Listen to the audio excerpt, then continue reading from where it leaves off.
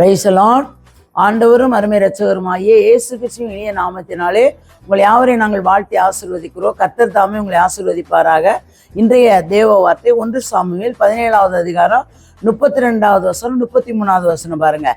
தாவீது சவுலை நோக்கி, இவன் மித்தம் ஒருவனுடைய இருதயம் கலங்க வேண்டியதில்லை, உம்முடைய அடியானாகிய நான் போய் இந்த பெலிஸ்தனோடு யுத்தம் பண்ணுவேன் என்றான். அல்லேலூயா.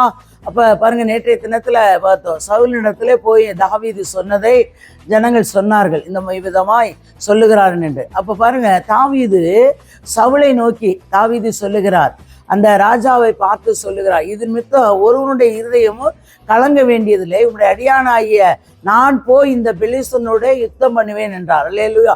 ஒருவேளை நீங்கள் இந்த வார்த்தைகளை தாவீதை குறித்து நீங்கள் கேட்டிருக்கலாம், படிச்சிருக்கலாம், வேதத்தை வாசிச்சிருக்கலாம், தியானித்திருக்கலாம். ஆனால் பாருங்க, இப்போ அந்த ஏன் ஆண்டவர் இந்த தாவீதை கொண்டு எதற்காக இந்த வார்த்தைகளை கர்த்தர் பேசுகிறார்னா, உங்களை கொண்டு சில காரியங்களை கர்த்தர் செய்ய நினைப்பார். ஆனால் சில வேளையில் நீங்கள் என்ன பண்ணிடுவீங்க, அந்த அசதியாக இருந்து விடுவீர்கள். ஆனால் பாருங்க, தாவீதை பாருங்க, தகப்பன் போய் சகோதரனை விசாரித்துட்டு தான் வர சொன்னாப்புல. ஆனால் இங்கே பாருங்க, யுத்தம் பண்ணுவேன் என்றான்.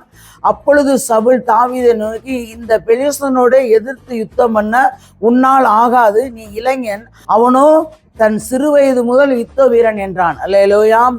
அப்ப தாவீது சொன்ன வார்த்தைகளை சவுல் சொல்லுகிறார், இல்லப்பா நீ உன்னால முடியாது, ஏன்னா நீ வாலிபன், அவன் சிறு வயசுல இருந்தே அவன் என்னன்னா யுத்த வீரன். அல்லேலூயா. பெலிஸ்தேன், அப்ப அவன் யுத்த வீரனா இருக்கிறான், அதுல போய் நீ என்ன பண்ண முடியாது, நீ யுத்தத்திலே ஜெயிக்க முடியாது என்று சொல்லுகிறான். அல்லேலூயா. நல்லா கவனிங்க, கர்த்தர் செய்ய நினைத்தது தடைபடாது என்பதை அறிந்திருக்கணும். அல்லேலூயா.